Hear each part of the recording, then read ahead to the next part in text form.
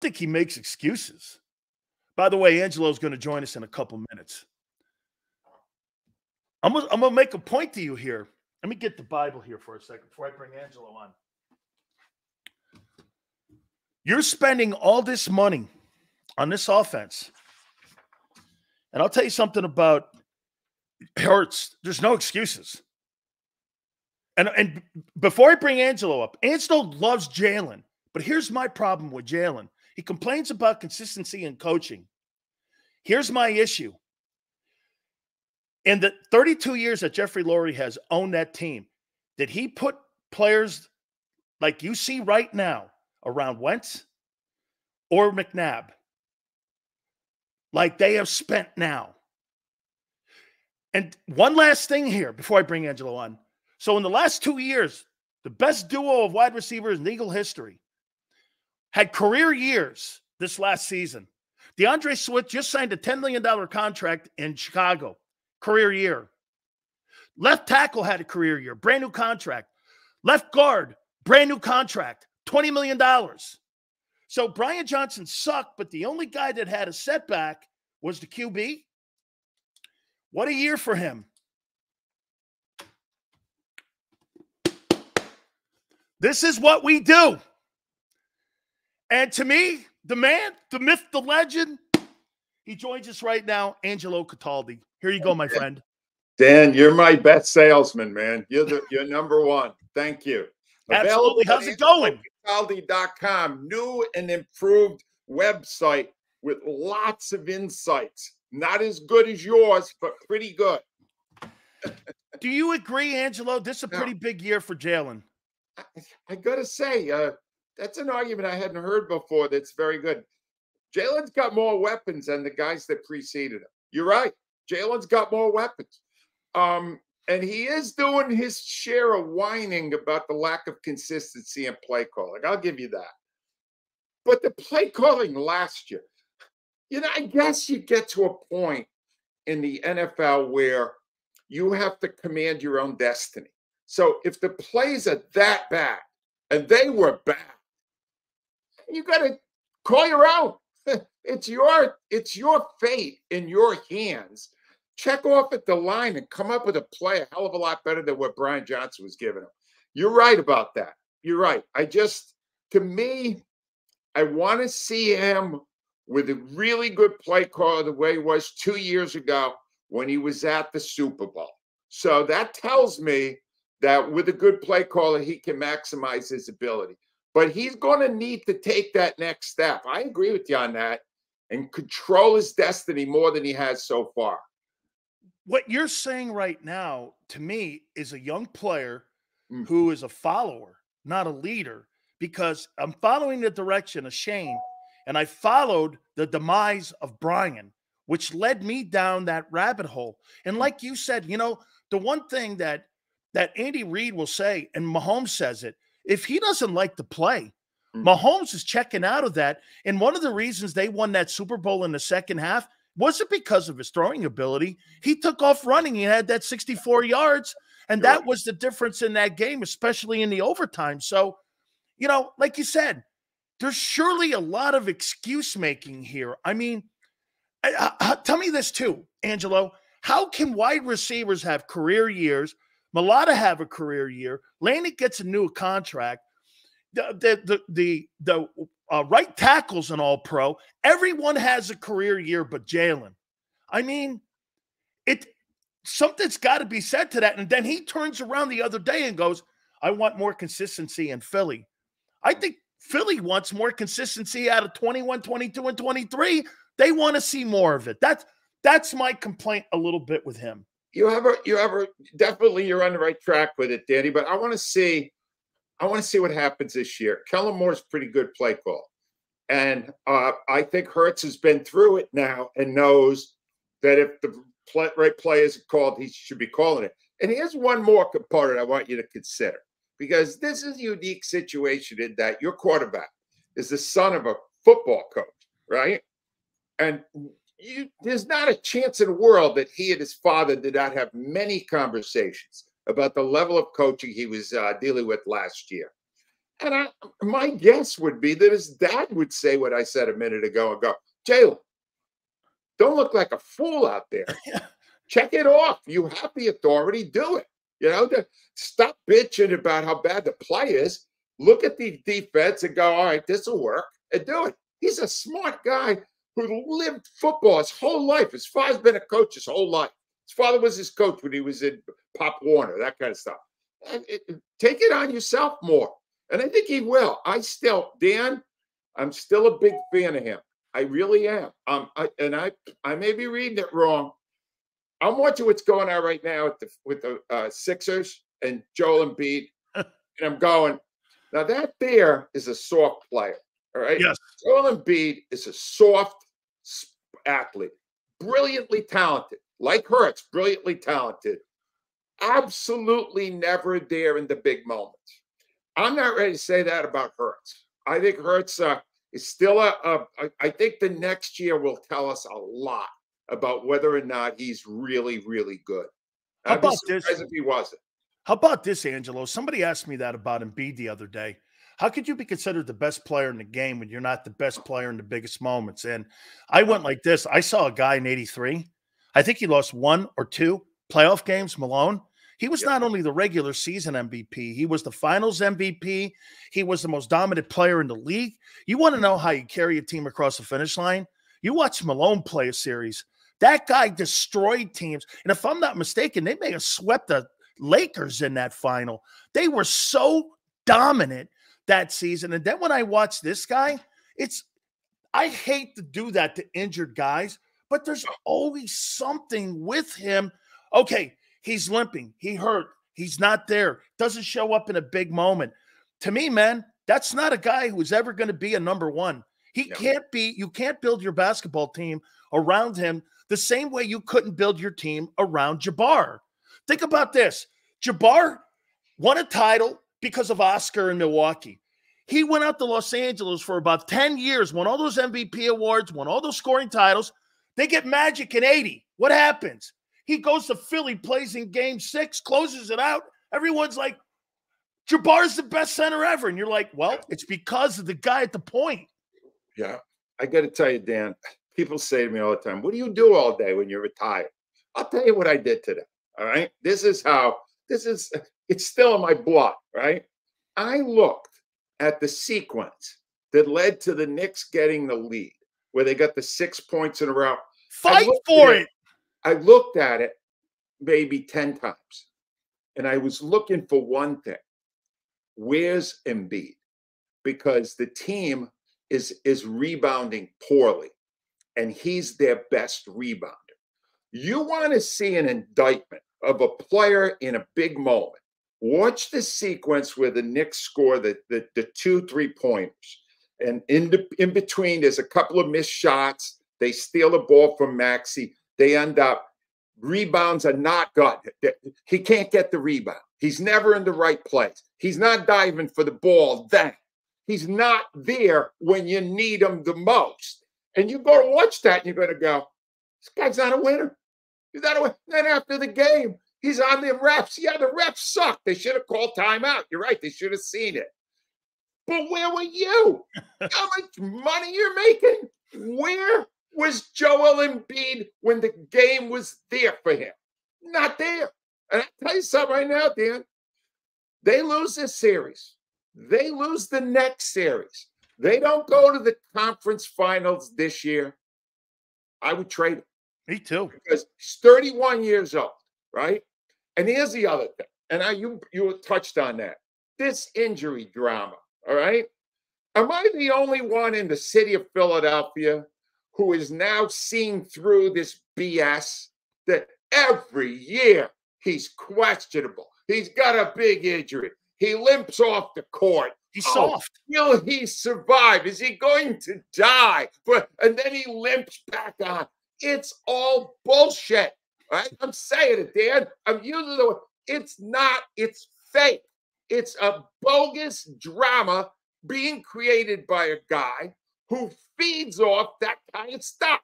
Right? But look, Jordan did it too. But Jordan did it better. And Jordan knew how to win. All right? All these other guys, they're doing it a little.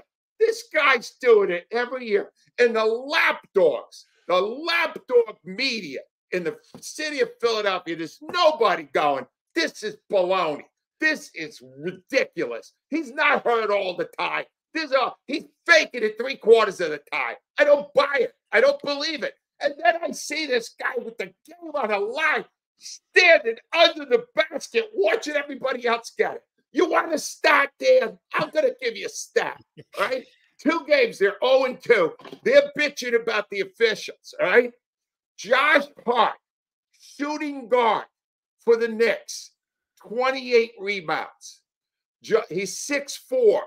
Joel Embiid, 7 feet tall, 18 rebounds in 2 games. Effort.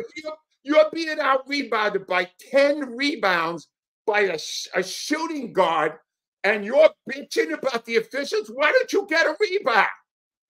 Oh, he has no heart. Don't get me started. We were talking Eagles, weren't we? I'm sorry. No. We're talking drama. I'm going to get to another drama queen that we have to hit on here in a second. But no, you're right. I was ready for the Paul Pierce wheelchair to come out here for him and wheel him back out there. And yeah, I mean, if I'm right, didn't he have only 2 rebounds in the second half? He never makes the big play. Never makes the big play. And then he's bitching. This is unacceptable. You know what's unacceptable? You not being there when the team needs you to make one friggin' play. Get the ball. Let me get to another drama. Boy, I'll tell you what, from Ben Simmons to Embiid now, I'm going to play this out for you here, and I want you to help me. And I'm going to go on to the Angelo Cataldi couch here like they do in the afternoon drive now in WIP with that. Yep. With that, psychologist that they have of a show where asking players and coaches if they're feeling okay. So I'm going to do this here to my friend Angelo. So I said that our company posted a clip. I said this: if you give Devontae Smith an extension, AJ Owens, I call him AJ Brown, is going to start kicking his heels up. Yeah. And he's going to start making some noise. Now, you tell me if I like conspiracies, okay? So all of a sudden, he starts talking about how his profound love for the Patriots, even though the Eagles are paying him $25 million. Oh, I love this and that, changes the TV. His agent and him find out that Elliott Wolf, the general manager of the Patriots, had called Howie about the availability after the Devontae deal of A.J. Brown. Maybe he did say he's not available. Still, he had a cow. Then he went through this soliloquy of, well, I love the Patriots. I didn't know it would be this and that. Then he deletes it when he gets called out because they find out. He gets mad at me because I'm calling him A.J. Owens. Here's a guy that, in my opinion, a football team that's coach is questionable with his leadership. The team's questioned down the stretch 1-7 with leadership. Is that needed right now in the offseason by the way, I don't think he's wrong, Angelo, because if I'm him and I look at a guy like Devontae and go, wait a minute, this guy's making $25 million like I am. I'm twice the player he is. I should make more money. I get it. But do you need to do that publicly when a team right now is struggling to be and get everything back on the rails? That's my problem. You're 100% right. That was a real Bush League move, all right? And he is just, man, talk about drama. This guy, they only play 17 games a year. He fills the other 35 weeks with all this stupid stuff, all right? Here's the thing, Dan, and at some point, the Eagles have to understand this. And they're not understanding it. What happened with Hassan Reddick is proof that they get intimidated by bitchy players who want more money. And they immediately cave and give them away for way less than their value. A.J. Brown, if he is used correctly, which he was not last year, and he was good last year, but he would have been great. A.J. Brown will get paid by the Philadelphia Eagles when it's his turn to get paid.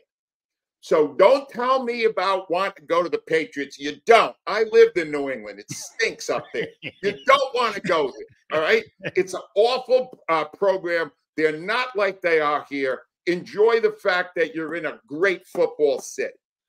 All you got to do is say, what are you going to do? Hold out? You want to hold out? Go ahead. The clock's ticking on your career. You want to blow part of a season or a whole season sitting around waiting? No. You will play with your contract and what we already agreed to. And if you do what we think you can do, you'll get paid. Oh, the Eagles pay. The Eagles are not a cheap organization. But when you start letting guys like that force you to get rid of them before you should, they should not have gotten rid of Reddick. All right. No, that was a stupid move. And it was done because they didn't want to malcontent or they didn't want a guy in the final year of his contract. Too bad. Play. You signed for 4 years. You're going to play for me for 4 years. Just do that. You know what's going to happen? He's coming back. And he knows then if he's in a final year, he's going to play his ass off to get the big numbers on the contract for the next one. So, and you know, you just tell him you're playing for us and we're not doing another deal. Just say it. And you know what? They'll come in and they'll play.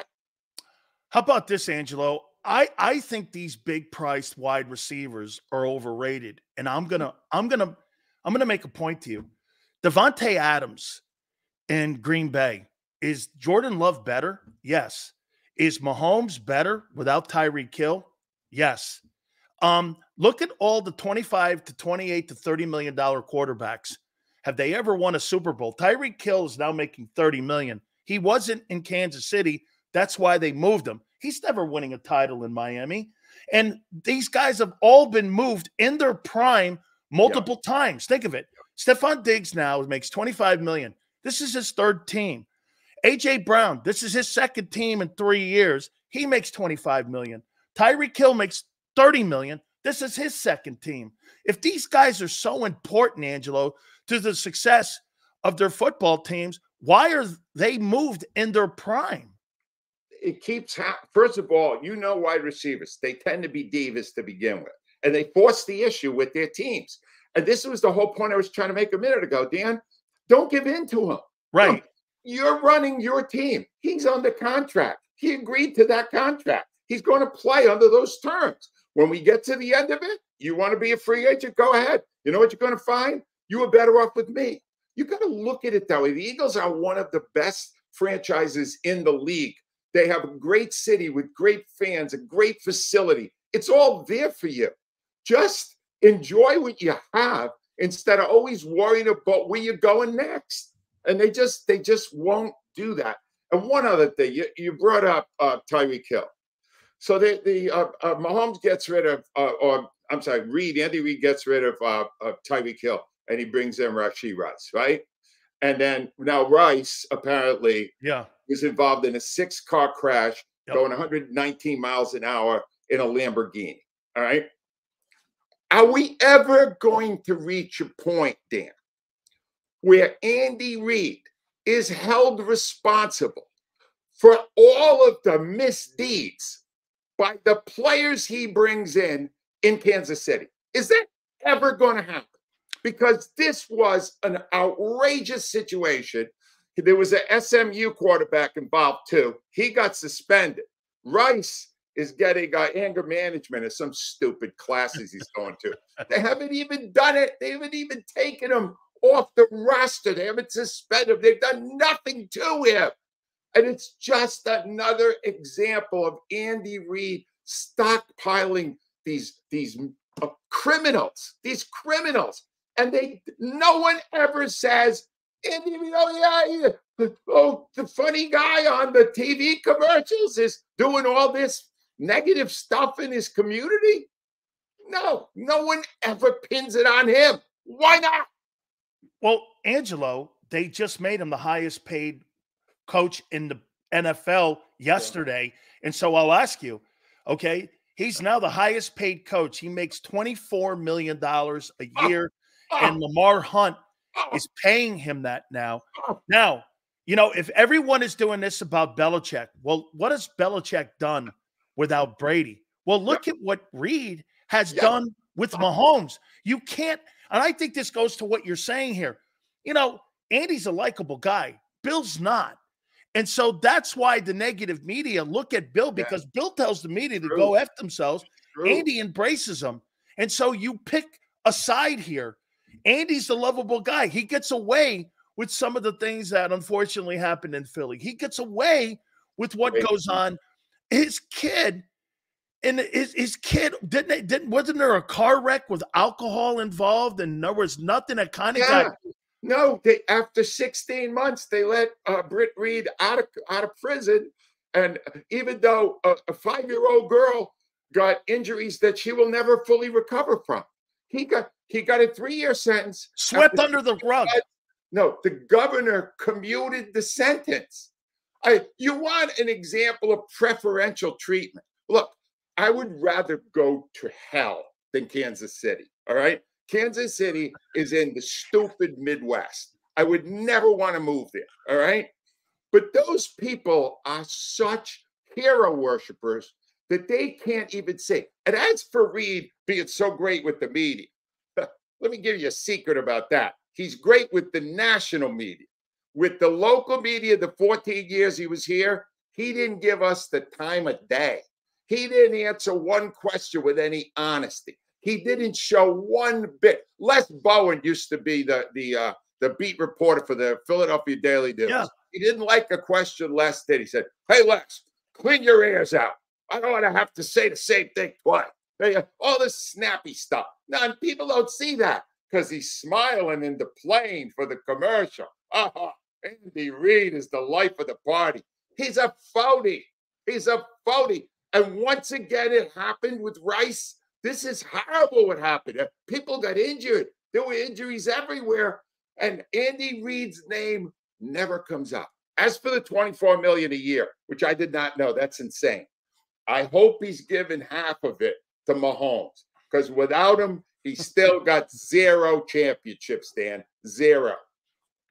That leads me to Belichick here. There was a report by Albert Breer and also by Mike Florio that there was a call from Howie to Bill in the process of evaluating whether or not to bring Nick in or keep Nick and keep Sirianni as the head coach. Now, I didn't realize this because I talked to Jimmy Johnson, my coach, and Jimmy said, "Hey, Howie and Bill are friends." I go, "Wow. I didn't know that."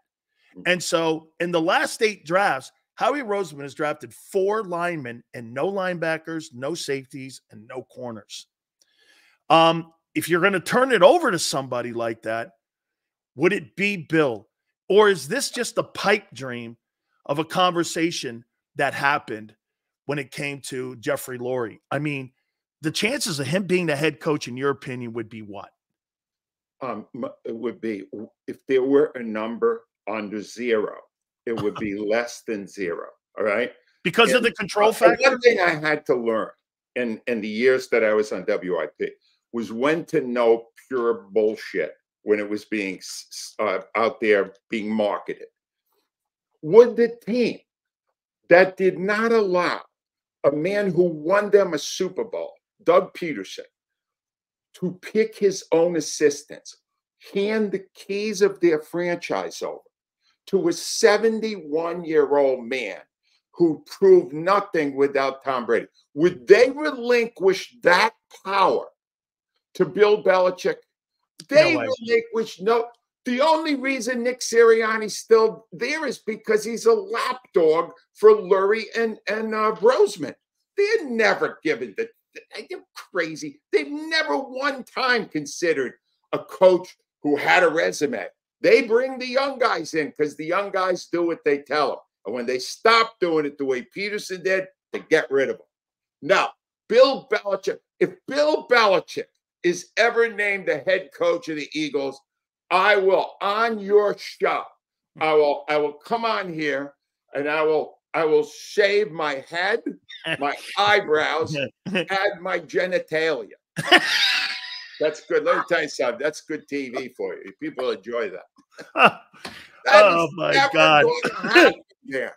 I'll put the golden thong on. I'll put the Giambi golden thong on, if that goes down myself here. You know, I'll wear a golden thong. How's that? Hey, last week there was this fireside chat thing that was with Nick Sirianni and Howie Roseman. I learned a lot from that thing. And when I heard him say, there was a question that was asked to Nick, what kind of football player do you want? And he said this. Well, you really realize, and I'm paraphrasing here, he goes, you really realize the work that Howie and his team does, getting all the information. And, man, they just do a lot of work in getting the players and all the things in the background. So when he makes the final decision on the players and the roster, you know that they've done their homework. And I'm going like, well, what's your job? And I go, so wait a minute, this guy picks your players? No wonder you don't have a clear vision on defense on what you're doing over there, because you have a general manager. Doug was right, Angelo. That Sunday roster is predicated by the front office on who plays or not. So this is where you need a journalist somewhere in there, Dan, to go, all right, Nick, take me through what Howie's thinking was when he picked Jalen Reagor over Justin Jefferson. Could you tell me all this work he did, this brilliant insight that he had? How did he let Jefferson go so badly that the Vikings were high-fiving and celebrating when they heard Reagor's name at the draft? Could you tell me exactly how brilliant it was, this process that led him to that stiff? No, it's you know, I just realized when you're telling me about this, because I missed a couple of these stories. Since I left the business, there's a lot of bull crap out there that I've missed out on. Thank God. I'm happier I'm retired now than I was a half an hour ago, Dan. Wait a minute, Angelo, people get mad at me for repeating things that others say. You know what I've learned about your Eagle fans and your Philly fans? When you point out reality, some of them refuse to have the truth told. They'd rather be lied to. Yes, absolutely, because they love their team. It's their love and their passion. But I'll tell you something. You do that often enough. You preach the gospel of Roseman and Lurie often enough, you'll even lose those people. Because I'll tell you why, Dan. Underneath it all, after the collapse of this year, they know what they saw. They're not dumb people. They know football, and you can't lie to them. I lasted 33 years because even when it bothered them, I told them, this guy stinks. This guy's not good. He shouldn't be here. This coach, all that stuff. I did that for all those years, and they kept me around because deep down, they do want the truth. How about this, Angelo? Why doesn't anyone in the Philly media ask this question? How did you land on keeping with Nick? And do you think Nick Sirianni is the right coach for the development of Jalen Hurts? Is that why are some of these questions now? Is it all about really being a key fob whore to Novacare? Is that what this is really all about now? That's where it is now, Dan. That's where it is now because you've dealt with it yourself. Oh, right? Now I was lucky. All right. I was there before all this management of the media was happening. All right. So I was kind of grandfathered. You come on and tell the truth like we've done just here. You probably get a call from the PR department of the Eagles. Do. And not just you, your boss gets it. Yeah, the guy who puts you on, Xander, they call me probably once a week to let me know how the Eagles, they'll manufacture things, they'll come up with things trying to bully our company and me to not say anything, but I don't give a shit. Well, see, that's the problem. Most of the people do. They don't have the power or the independence that you have. I have power, you have independence, and you do. That's why you got to listen to Dan, because Dan's giving you his honest opinion. These other guys are pulling punch after punch because they're going to their jobs in jeopardy, or their station in their place at the station is in jeopardy. So they won't do it anymore. And the Eagles are winning that battle. They're winning the PR battle. When did that change, Angelo? Going on. Angelo, when did that change for you as a broadcaster? When, to me, it just seems that Odyssey and some of these other companies that allow these when you have property rights of, say, the Eagles or the Sixers or the Flyers, there's just more say now that these organizations have when it comes to picking the on-air talent, when it comes to the content. I mean, you're not allowed. Like, I wasn't allowed when I was with Odyssey to talk about the Padres in a bad way, or the Red Sox in a bad way when I was on EEI. I mean, you're sitting there going like, well, how do you do a show then? I wouldn't do the show. See, that's the one thing I drew the line in the sand early. I'm either going to give my opinion or I'm not going to work here. And here's why I was able to do that. And remember, WIP was the flagship station of the Eagles, or they are the flagship station of the Eagles and the Phillies, the two biggest teams in the city. I was making them money. I was making enough money so that they couldn't justify getting rid of me. With the show I did made a lot of money. And they went, holy, we're going to walk away from all that money? We're going to let this guy go? And needless to say, there was another station in the city. I would not have made it a secret that I will go over there and do it for them, who didn't have the contract with the Eagles. And I could say this to you, and I don't think a lot of people can. And I was just lucky in my timing. There wasn't one time, Dan, that I pulled a punch if I was angry about a team that we had a business deal with, or the PR guy was on our case.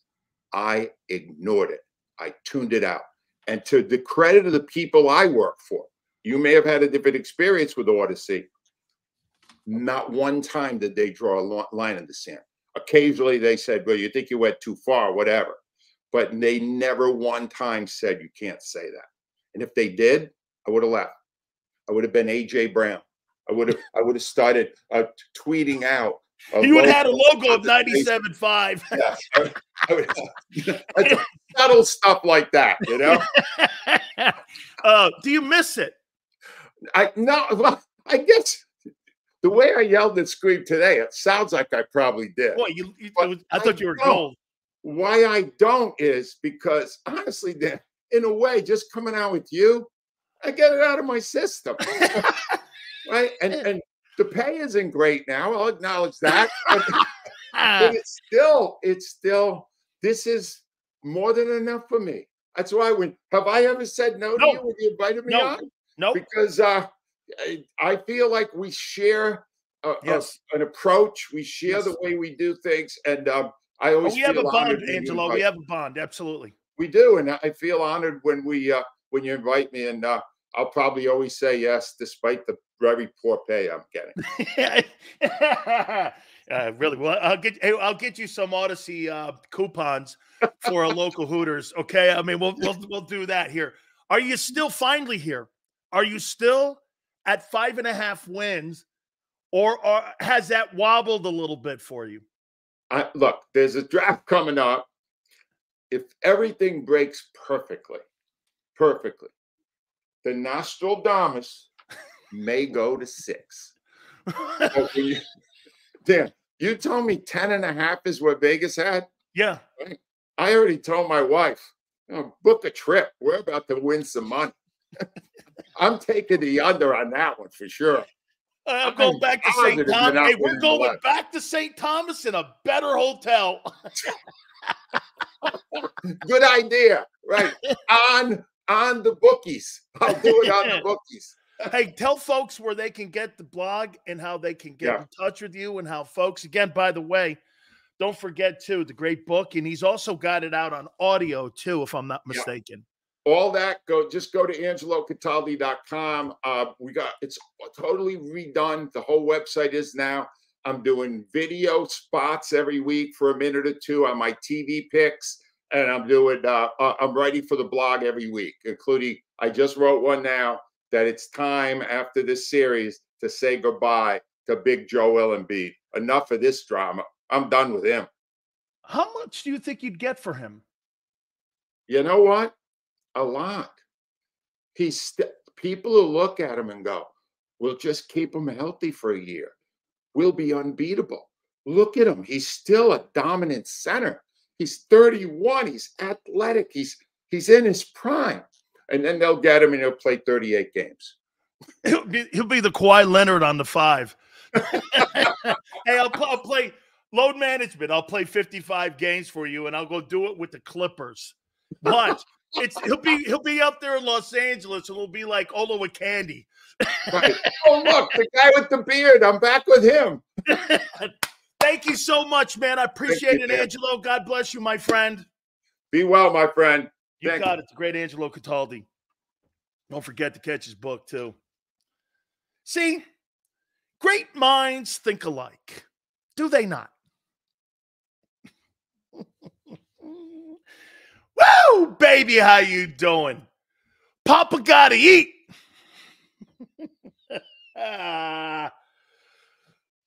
No wonder that guy lasted 30, 40 years in your market.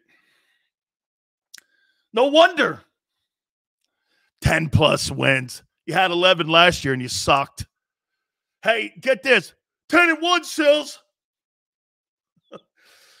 10-1. How about that explosion on Embiid?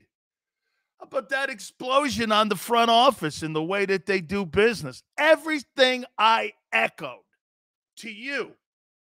Flexing. Angelo's been saying for 30 years. He's been saying